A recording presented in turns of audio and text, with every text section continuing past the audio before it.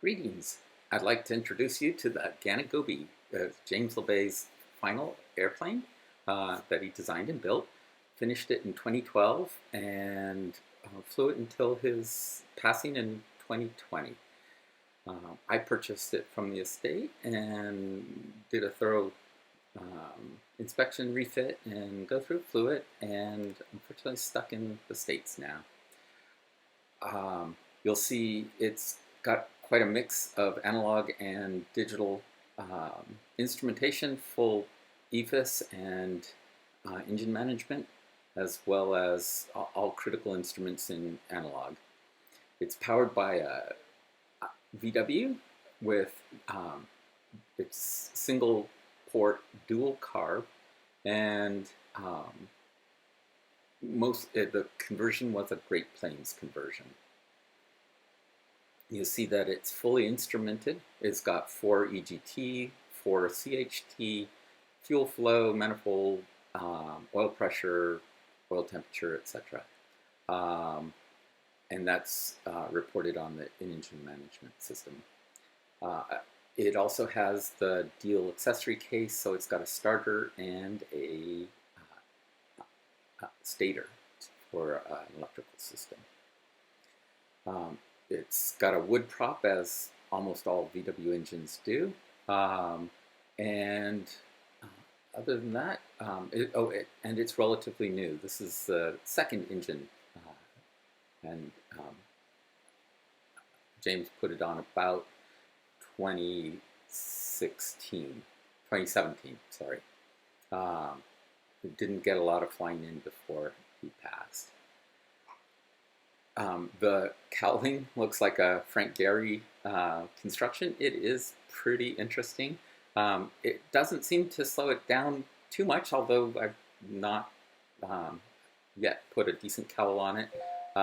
It does do a great job of cooling it, and it's got a magneto. That's the large thing sticking up there with the holes to cool it. The magneto runs independent of the electrical system. It's a mag, a Vertex mag, and it used to be quite popular among home builders and also among VW drag racers because of the hot spark. The engine's in great shape, though it will require standard VW valve adjustment every 10 to 20 hours. Also occasional torquing of head and case bolts. You'll notice that the wings have end plates. This is very common on many STOL craft. It both reduces high angle of attack drag and reduces the roll, pitch, yaw oscillation of high dihedral wings. Here you notice the inputs for static and pitot, as well as the video boom and LED strobe and light combination. The lightweight, stiff video boom extends well out past the disc of the propeller, presenting really unique and fantastic video footage. It also has onboard power, so your Insta360 or GoPro will never run out of juice. Then take a look at the wings. The wings are fabric covered, and you'll notice no flaps. Keeps it simple and light, and at 30 miles an hour, flaps really aren't as big an issue. The very effective rudder, also fabric covered, and fabric covered ailerons. The ailerons are very effective right down into the 30 mile an hour stall. Let's take a look at the tail. The tail is braced, quite strong, and you'll notice that the elevator has a very effective trim tab. Let's go over and see through the rear window. We can see the lithium iron battery. It's on a charger at the moment. And let's take a quick look at the landing gear. It comes with two wheel sizes, I guess.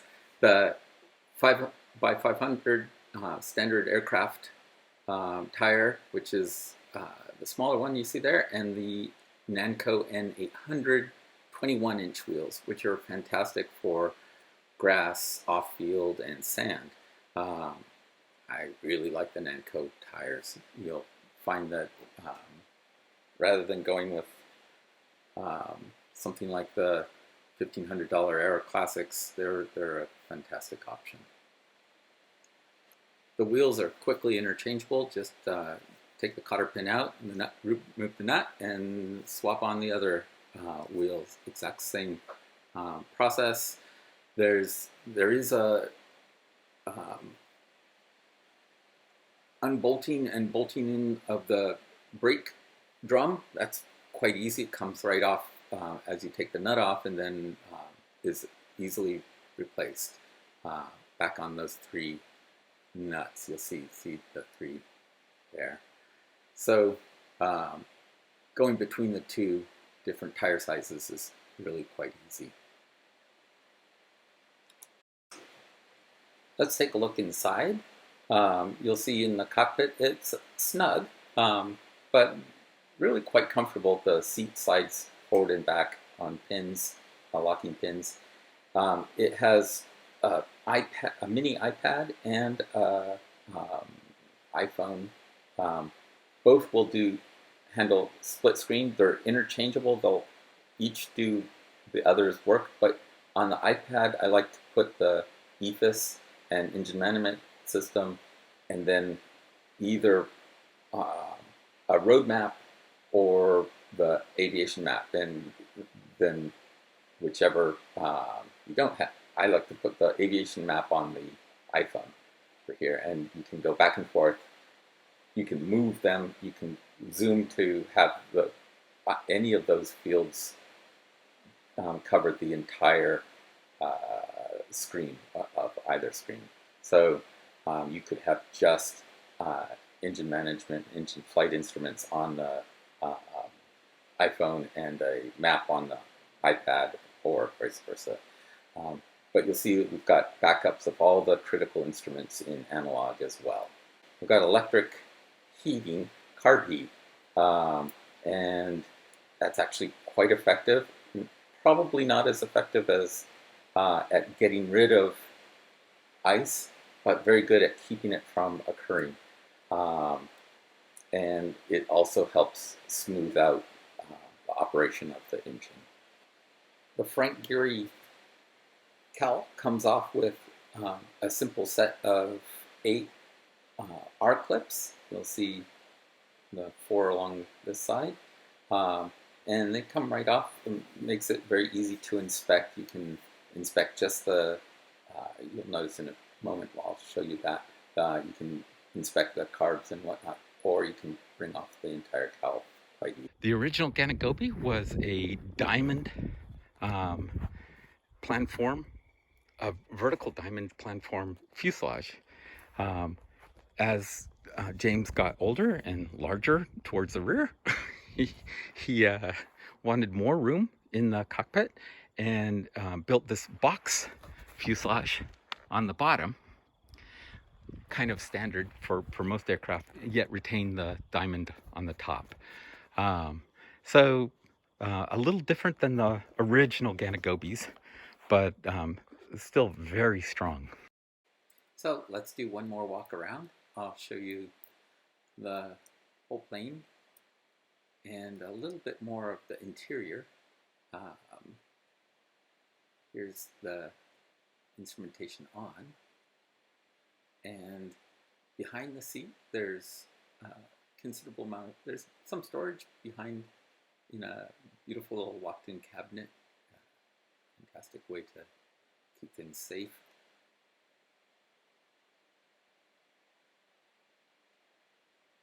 James was quite the woodworker. So again, we'll walk around, and you'll notice the aerodynamically balanced rudder, the end plates on the wing, which makes it a little different from most Ganagobies, and the box bottom.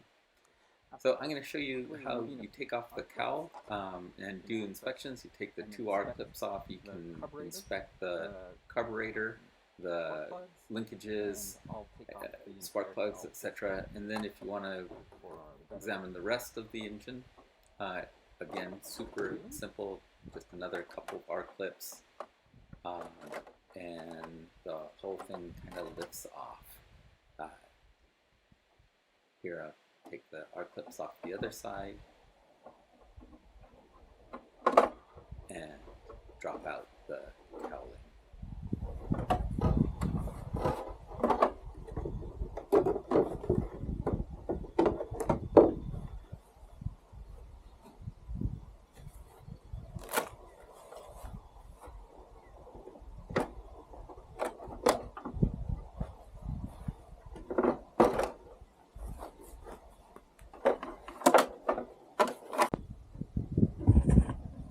The Ganagobie's VW conversion is injected by two Solix 28 carbs.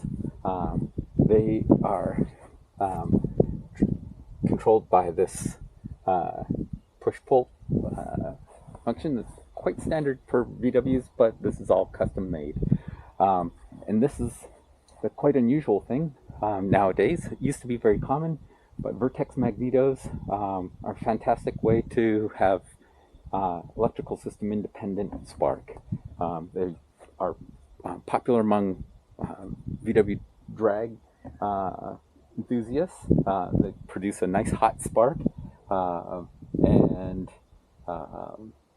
but they do tend to create quite a bit of radio noise.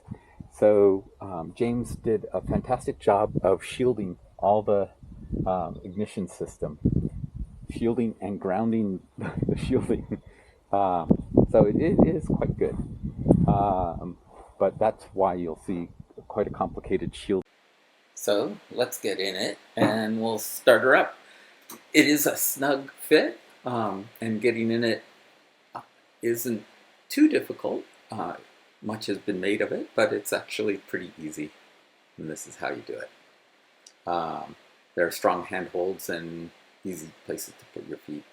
While snug, there's plenty of vertical room, and I can wear a flight helmet with no clearance issues. That's not true of some sport planes that have canopy clearance issues, so pretty good. I absolutely love being able to close up the plane or fly it with the doors open. Staying warm or dry is fantastic.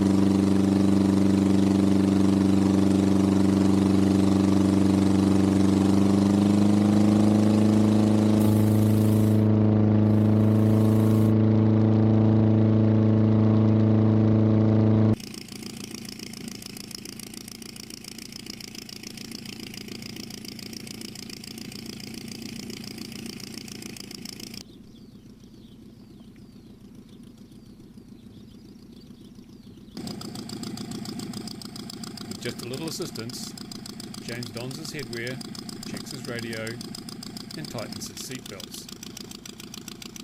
The butterfly windows are closed and locked. The Ganagobie is now ready to fly.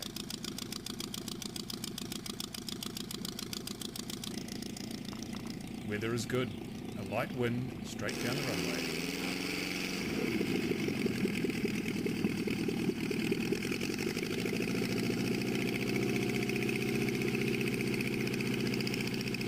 As you can see, this aircraft owes a great deal of its design to techniques that were used in free-flying model aircraft.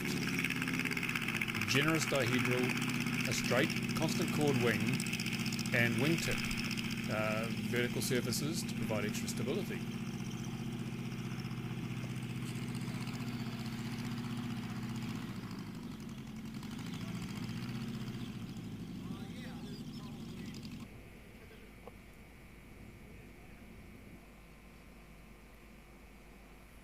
With 850 metres of sealed runway ahead of him, James has plenty of room for the takeoff. The weather is warm, there's a lot of lift coming off the runway, making conditions somewhat turbulent.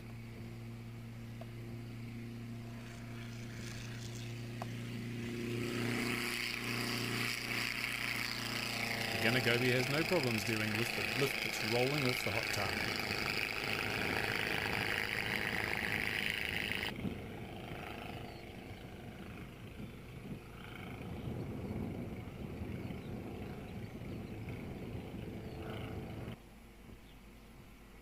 A low pass shows that, although it looks very slow, the Ganagobie is capable of a reasonable speed.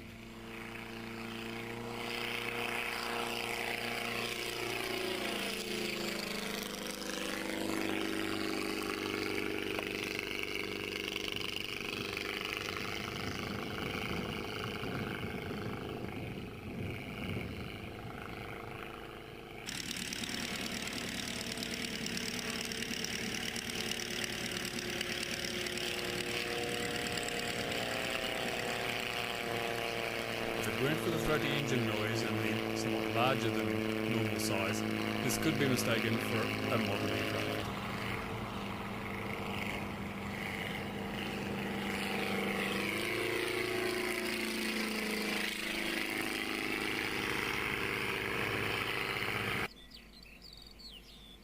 Once again, James has 850 metres of sealed runway ahead of him, but uses just a few short metres at the very start of the runway.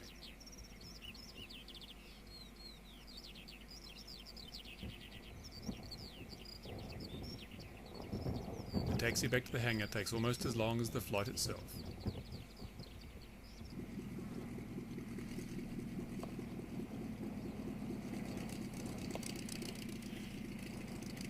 Unlike many home builds, this aircraft has excellent visibility, the pilot being almost totally enclosed by clear plastic, windscreen and side panels.